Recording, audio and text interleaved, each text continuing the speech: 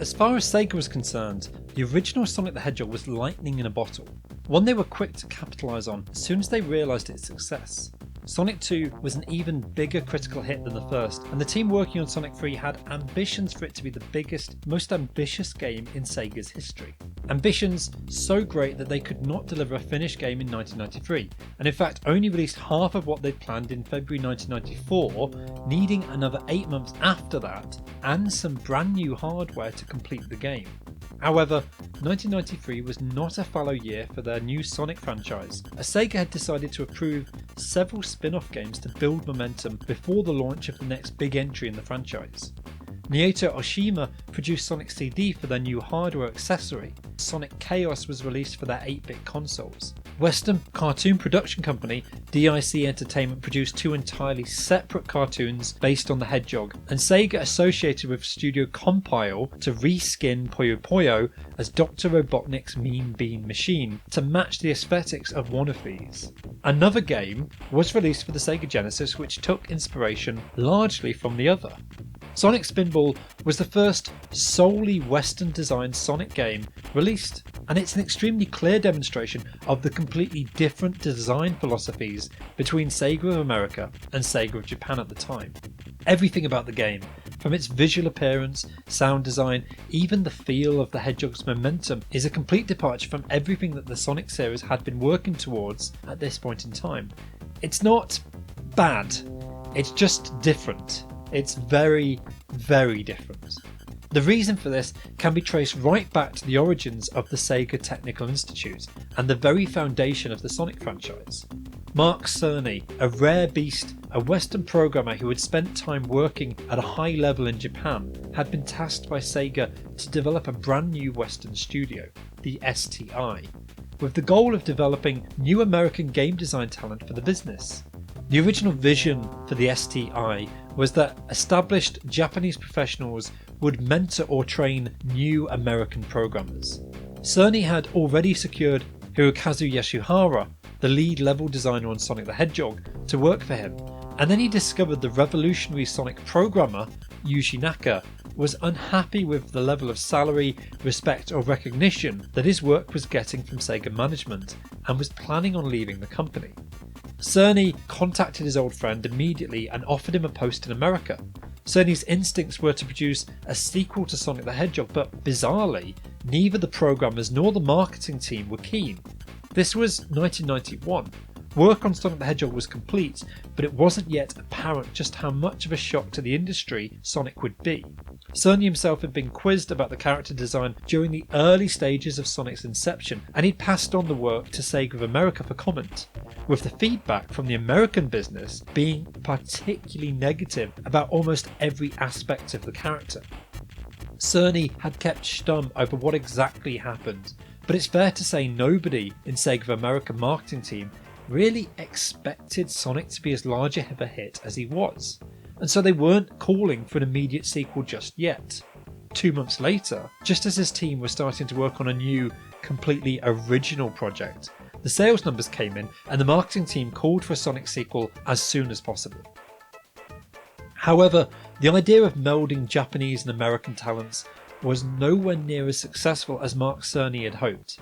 Even before work on Sonic 2 began, there were visa issues bringing Japanese developers over to the States, so many of the American team were in place and working independently before their supposed mentors arrived to teach them. Once work on Sonic 2 began, meetings tended to be conducted in Japanese, meaning that any American developer who wasn't bilingual was immediately left feeling cold.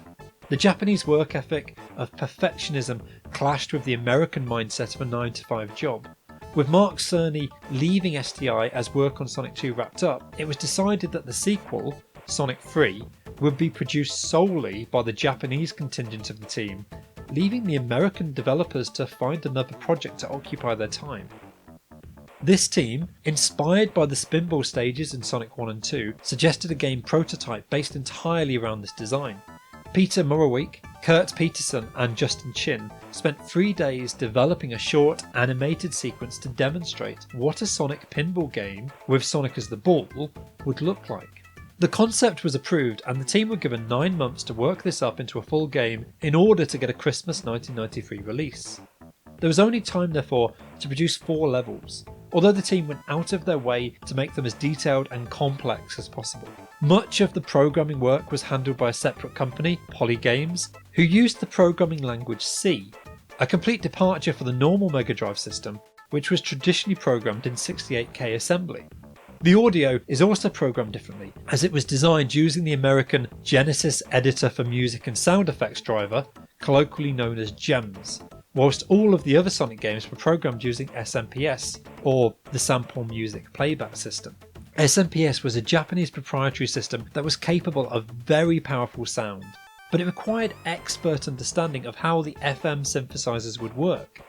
GEMS was a perfectly acceptable replacement, but it's the reason that much of the music for Sonic Spinball and many other Western produced Mega Drive games have a slight twang or mechanical crunch to their audio design that just isn't found in the Japanese original games. Howard Drossin, who composed music for both Sonic 3 and Sonic & Knuckles, took lead duties on Sonic Spinball, and there was chaos behind the scenes when it was pointed out, only at the last minute as production was beginning, that Sega didn't own the rights to the Sonic theme tune, as it was composed by the independent band Dreams Come True, and so he had to compose a brand new theme song in just 1 hour.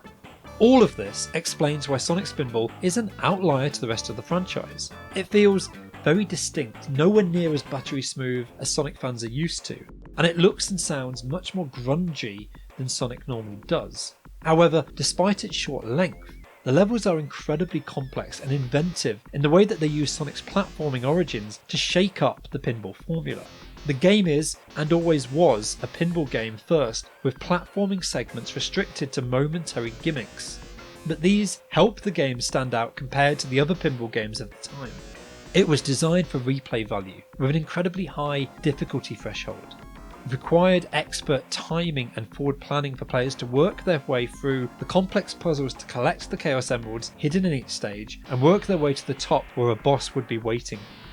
As the Sonic lore was still new, the team took inspiration from the DIC cartoon for their visuals, and they presented cameos for the Freedom Fighters, and they designed Robotnik as much larger and more demented than any other game in the franchise had at this point, or arguably ever would again. Despite several pitches, false starts and cancellations, STI would never get the chance to make any follow-up games for the Hedgehog, as their planned Sega Saturn title Sonic Extreme was shut down by Sega of Japan, followed shortly by the closure of STI themselves, leaving Sonic without a mainstream original platforming game on the next Sega console. I've a lot of love for Sonic Spinball, but it requires patience more than anything else. Of particular note, besides the difficulty and the intrusive sound design, are the options to change the game speed in the options menu. An idea implemented to help adjust the difficulty, but has the downside of making the game feel much more slow and juddery than it should. But if you like pinball, there's a lot to enjoy in this game, short and fleeting as the experience is for anyone who can overcome the difficulty curve.